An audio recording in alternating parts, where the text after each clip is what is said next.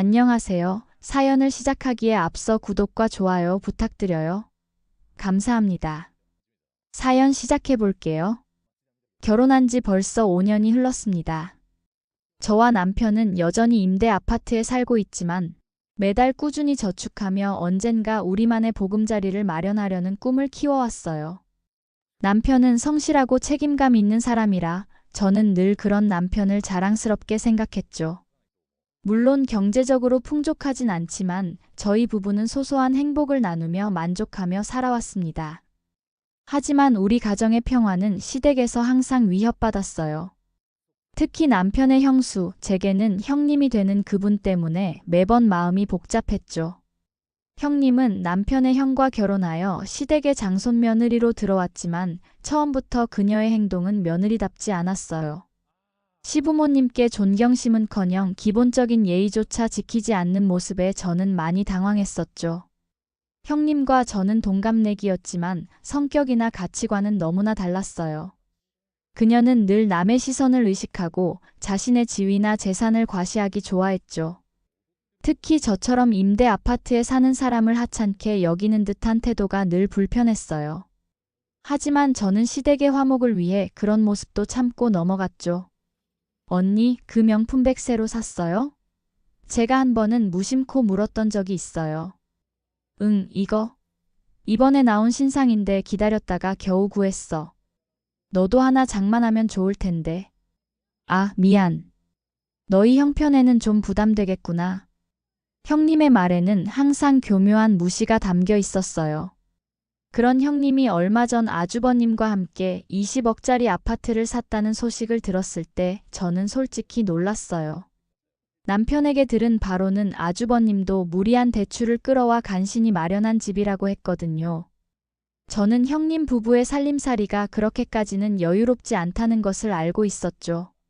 하지만 형님은 계속해서 명품을 사고 비싼 음식점을 다니고 자신의 5살 아이에게도 과한 사교육비를 쏟아붓고 있었어요. 아이 교육은 어릴 때부터 제대로 시켜야 해. 네 아이는 어떻게 키울 거니?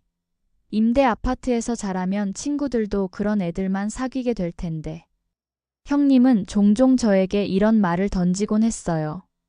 시어머님께서는 종종 전화로 큰아들 부부의 상황을 걱정하며 저에게 하소연하셨어요.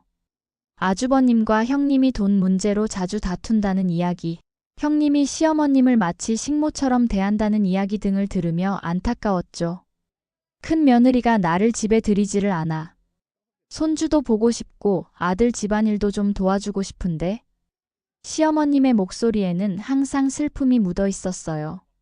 시숙은 매번 저희 부부를 만날 때마다 미안해했어요. 동생인 남편에게 형으로서 보여줄 것이 없다며 항상 고개를 숙였죠. 형님의 사치와 무례한 태도 때문에 많이 힘들어한다는 것을 느낄 수 있었어요. 재수 씨, 항상 미안해요. 우리 집사람이 말을 함부로 해서. 아주버님은 자주 이런 말을 했어요. 그러던 어느 날 시어머님께서 충격적인 소식을 전해주셨어요. 아주버님이 형님과 이혼을 결심했다는 거였죠. 큰애가 더 이상 못 참겠다고 하는구나. 손주는 어떻게 되는 건지. 내 마음이 찢어지는 것 같아. 시어머님의 음성은 떨리고 있었어요. 이런 상황에서 설날이 다가왔고 저희는 모두 시댁에 모이게 되었어요. 저는 아침부터 음식 준비를 도우며 분주히 움직이고 있었죠. 형님은 평소처럼 아무것도 돕지 않고 소파에 앉아 휴대폰만 보고 있었어요. 가끔 주방에 와서 음식을 맛보며 이것저것 트집을 잡았죠. 동서, 이 전은 간이 너무 세네. 이걸 어떻게 먹어? 형님이 손가락으로 집어 맛을 본 뒤 인상을 찌푸렸어요. 저는 이미 손이 부족해 정신없이 일하고 있었는데 도와주기는커녕 옆에서 트집만 잡는 형님이 답답했어요. 하지만 명절 분위기를 해치고 싶지 않아 최대한 참으며 말했죠. 형님, 그러지 말고 지금 바쁜데 좀 도와주세요. 그 순간이었어요. 형님의 표정이 순간 일그러지더니 갑자기 제 머리채를 잡아챘어요. 너무 갑작스러운 일에 저는 당황했고 주방에 있던 시어머님과 남편 그리고 아주버님까지 모두 놀란 표정을 지었죠. 동서, 임대 아파트 사는 주제에 너무 건방지네. 형님이 제 머리를 잡은 채 소리쳤어요. 그 순간 저는 그동안 참아왔던 모든 감정이 폭발할 뻔했지만 웃음이 나왔어요. 정말 어이가 없어서 웃음이 터져나왔죠. 형님이 어떤 상황에 처해 있는지도 모르고 저렇게 행동하는 모습이 너무나 우스웠거든요. 아주버님이 너랑 이혼한대. 몰랐지? 저는 웃으면서 말했어요. 형님의 얼굴이 창백해졌어요. 손에서 힘이 빠지면서 제 머리를 놓았죠. 무슨 소리야 그게? 형님이 떨리는 목소리로 물었어요. 시어머님이 곧바로 다가와 형님을 말렸어요. 당장 그 손 놓으라고. 네가 지금 무슨 짓을 하는 거니? 아주버님도 다가와 형님의 팔을 잡았어요. 그만해, 진짜. 더 이상은 못 살겠어. 오늘 이 자리에서 다 털어놓으려고 했는데. 형님은 갑자기 울음을 터뜨리며 바닥에 주저앉았어요. 당신 미쳤어? 이혼이라니? 우리 애는 어쩌고? 20억짜리 내 아파트는? 아주버님은 단호한 표정으로 말했어요. 아이는 내가 키울 거야. 너처럼 아이에게 화만 내고 과한 사교육으로 스트레스 주는 사람에게 맡길 수 없어. 집은 팔든지 해서 빚부터 갚을 거고. 그 자리에서 폭발한 형님의 분노는 말로 표현할 수 없을 정도였어요. 소리를 지르고 물건을 던지고 심지어 시어머님까지 밀치는 모습에 저는 충격을 받았죠. 결국 설날 가족 모임은 최악의 상태로 끝나버렸어요. 이후 아주버님과 형님의 이혼 과정은 순탄치 않았어요. 형님은 위자료를 엄청나게 요구했고 아이의 양육권도 달라고 했죠. 하지만 법정에서 형님의 무책임한 양육, 태도와 경제적 능력 부족이 드러나면서 결국 양육권은 아주버님에게 돌아갔어요. 위자료는 2천만 원으로 정해졌고 집은 팔아대출을 갚고 남은 돈을 나누기로 했다고 해요. 이혼 후 형님은 계속해서 아주버님에게 연락을 했다고 해요. 아이를 핑계로 만남을 요구하고 돈을 요구하고 심지어 재결합을 요구하기도 했죠. 하지만 아주버님은 단호했어요. 더 이상 그런 관계로 돌아갈 수 없다고 아이의 면접 교섭권만 존중하겠다고 말했다고 해요. 몇 개월이 지난 후 형님이 재혼한다는 소식이 들려왔어요. 돈 많은 사업가를 만났다며 자랑하는 문자를 시어머님께 보냈다고 해요. 시어머님은 그저 손주를 생각해서 축하한다는 말만 전했다고 하셨죠. 얘야, 큰 며느리가 새 신랑감을 자랑하더구나. 재혼하면 우리 손주는 어떻게 되는 건지. 시어머님은 여전히 손주를 걱정하고 계셨어요. 하지만 형님의 재혼은 오래가지 못했어요. 얼마 지나지 않아 파혼 소식이 들려왔거든요. 알고 보니 형님이 아이가 있다는 사실을 숨기고 만남을 이어오다가 들통이 났다고 해요. 그 남자는 아이가 있는 여자와는 결혼할 생각이 없었던 모양이에요. 큰 며느리가 또 전화를 했어. 돈이 없다고 도와달라고. 하지만 난 이제 손주만 생각할 뿐이야. 시어머님의 한숨 섞인 말씀이 아직도 귓가에 맴돌아요. 형님은 이후로도 계속 비슷한 패턴을 반복했어요. 새로운 남자를 만나서 자랑하다가 얼마 지나지 않아 실패하고 다시 아주버님이나 시댁에 매달리는 모습이었죠. 하지만 누구도 더 이상 형님의 그런 행동에 휘둘리지 않았어요. 아주버님은 묵묵히 혼자서 아이를 키우며 새 출발을 위해 노력하고 있었거든요. 사람은 쉽게 변하지 않는구나. 남편이 어느 날 저에게 말했어요. 형수님은 처음 만났을 때나 지금이나 똑같아. 항상 자신만 생각하고 남을 무시하고. 저는 그 말에 깊이 공감했어요. 형님은 처음부터 지금까지 변하지 않았어요. 여전히 사치스럽고 여전히 자기중심적이고 여전히 남을 무시하는 태도를 버리지 못했죠. 무엇보다 자신의 잘못을 인정하지 않는 모습은 전혀 변하지 않았어요. 설날 사건 이후로 2년이 지난 지금 저희 부부는 여전히 임대 아파트에 살고 있지만 내 집 마련을 위한 저축이 꽤 모였어요. 아주버님은 새 직장을 구해서 아이와 함께 작은 아파트로 이사했고 시어머님은 종종 그 집에 가서 손주를 돌봐주시며 행복한 시간을 보내고 계세요. 형님은 여전히 자신의 SNS에 허세 가득한 사진들을 올리며 살고 있어요. 가끔 저에게도 연락이 오지만 저는 더 이상 응하지 않기로 했어요. 형님과의 관계에서 배운 것이 있다면 어떤 사람들은 아무리 시간이 지나도 아무리 큰 일을 겪어도 변하지 않는다는 점이에요. 동서, 요즘 어때? 나 좀 만나자. 얼마 전 형님에게서 온 메시지를 보며 저는 그저 웃음이 나왔어요.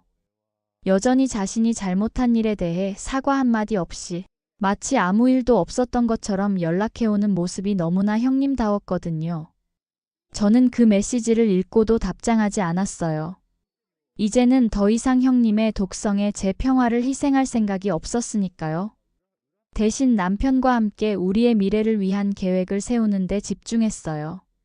작지만 행복한 우리 가정, 서로를 존중하고 아끼는 관계, 그리고 정직하게 일하며 모은 돈으로 마련할 미래의 보금자리. 그것이야말로 진정한 부유함이라고 생각했으니까요. 명절날 머리채를 잡혔던 그 순간이 지금 생각해보면 오히려 감사해요. 그 사건이 형님의 본 모습을 모두에게 드러내는 계기가 되었고, 결국 아주버님과 아이가 더 건강한 환경에서 살 수 있는 기회를 얻었으니까요. 사람은 쉽게 변하지 않지만 환경은 바꿀 수 있다는 것을 배웠어요. 얼마 전 시어머님께서 말씀하셨어요. 작은 애야, 네가 그날 참지 않고 진실을 말해줘서 고마워. 덕분에 우리 가족이 더 편안해졌어. 저는 그저 웃으며 고개를 숙였어요. 사실 그날 제가 한 말은 계획된 것이 아니었어요. 너무 어이가 없어 웃음이 나왔고 그 웃음 속에서 솔직한 진실이 튀어나온 것뿐이었죠. 하지만 그 진실이 모두에게 필요한 변화의 시작점이 되었다면 그것으로 충분하다고 생각해요. 시어머님은 계속해서 말씀하셨어요. 사람의 본성은 쉽게 변하지 않는다더니 정말 그런 것 같구나. 하지만 우리가 그 사람을 어떻게 대하느냐는 변할 수 있지.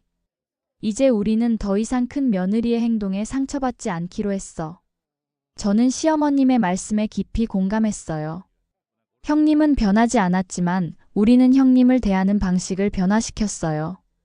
더 이상 상처받지 않고 휘둘리지 않고 무시당하지 않는 관계를 만들어낸 거죠. 명절이 다가올 때면 여전히 그날의 기억이 떠오르곤 해요. 하지만 이제는 그 기억이 두렵거나 불편하지 않아요. 오히려 그 사건을 통해 우리 가족이 더 강해졌다고 생각해요.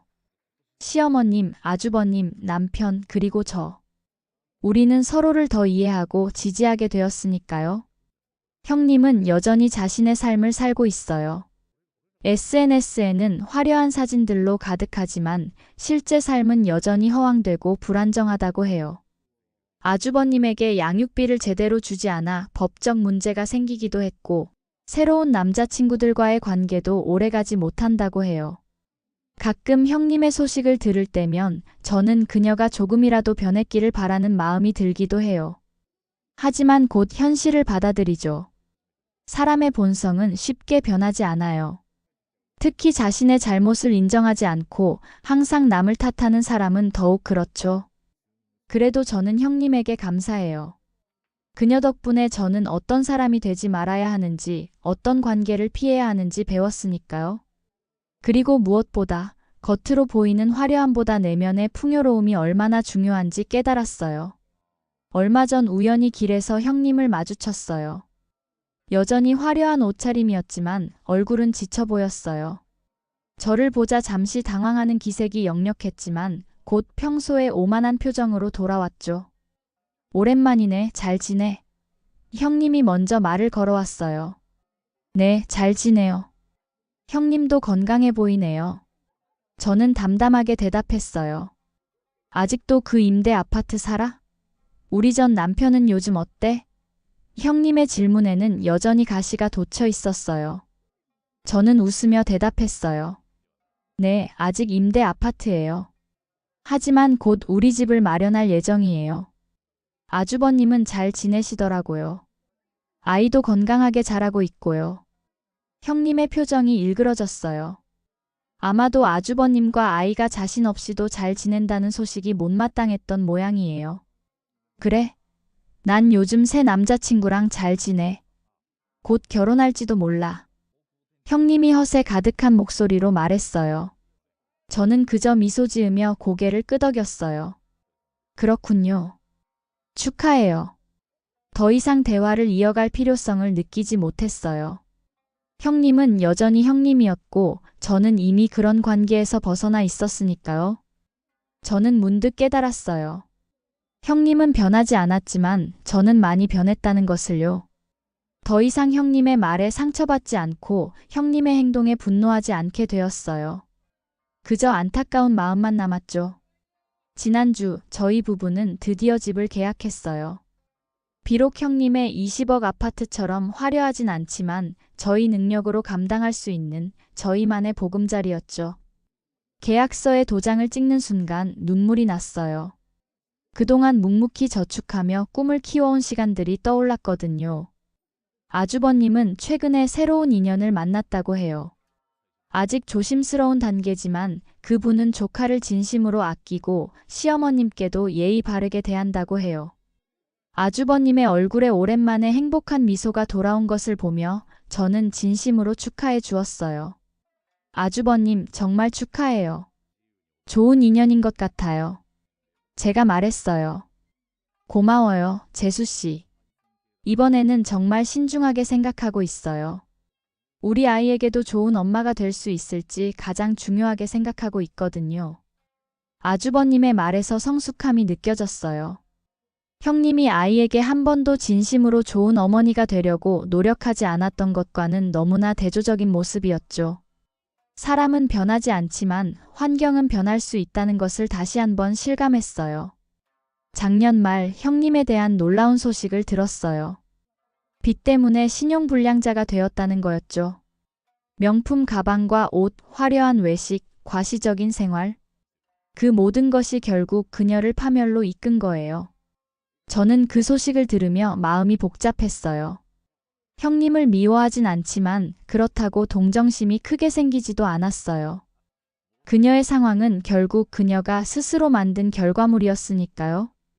수많은 기회가 있었음에도 자신의 잘못을 인정하고 변화하기보다는 계속해서 같은 실수를 반복했던 거죠. 사람은 정말 안 변하나 봐요. 제가 남편에게 말했어요. 남편은 고개를 끄덕였어요. 그래, 하지만 우리는 변했잖아. 더 이상 그런 사람들에게 휘둘리지 않게. 그 말에 저는 생각해 보았어요. 정말 그랬어요. 형님은 변하지 않았지만 저희는 많이 성장했어요. 더 이상 타인의 평가에 일희일비하지 않고 자신의 가치를 스스로 알아가게 된 거죠. 이제 곧 저희의 새 집으로 이사를 갑니다. 작지만 소중한 저희만의 공간이에요. 무리한 대출 없이 저희의 능력 안에서 마련한 집이기에 더욱 의미가 있어요. 저는 이것이 진정한 부유함이라고 생각했어요. 비싼 물건들로 가득 찬 집이 아니라 사랑과 축복으로 가득 찬 공간. 형님은 평생 그것을 알지 못한 채 살아갈 테지만 저는 그것을 깨달았기에 더욱 감사한 마음으로 하루하루를 살아가려고 해요. 사람은 변하지 않아요. 형님은 여전히 자신의 잘못을 인정하지 않고 여전히 남을 탓하며 살아가고 있을 거예요. 하지만 저는 그녀를 통해 중요한 교훈을 배웠어요. 모든 관계가 다 지켜야 할 가치가 있는 것은 아니라는 것, 독성 있는 관계는 과감히 정리할 줄 알아야 한다는 것, 그리고 진정한 부유함은 물질적인 것이 아니라 마음의 평화와 진실된 관계에 있다는 것을요. 이제 저는 더 이상 형님의 존재에 영향받지 않아요. 그녀는 그녀의 삶을 살고 저는 제 삶을 살아요. 다만 저는 그녀와 달리 매일 감사함과 행복함을 느끼며 살 수 있다는 것이 얼마나 큰 축복인지 알고 있죠. 여보, 우리 정말 행복하지? 남편이 어젯밤 잠들기 전 물었어요. 네, 정말 행복해요. 저는 진심으로 대답했어요. 작은 임대 아파트에서의 마지막 밤이었지만 저는 그 어느 때보다 부유함을 느꼈어요. 왜냐하면 진정한 부유함은 집의 크기나 가격이 아니라 그 안에 담긴 사랑과 행복의 크기에 있다는 것을 알게 되었으니까요. 형님은 20억짜리 아파트를 가졌었지만 행복하지 않았어요. 반면 저는 작은 임대 아파트에 살지만 진정한 행복을 느꼈거든요. 제 긴 이야기를 끝까지 들어주셔서 감사합니다. 구독과 좋아요, 알림 설정까지 잊지 마세요.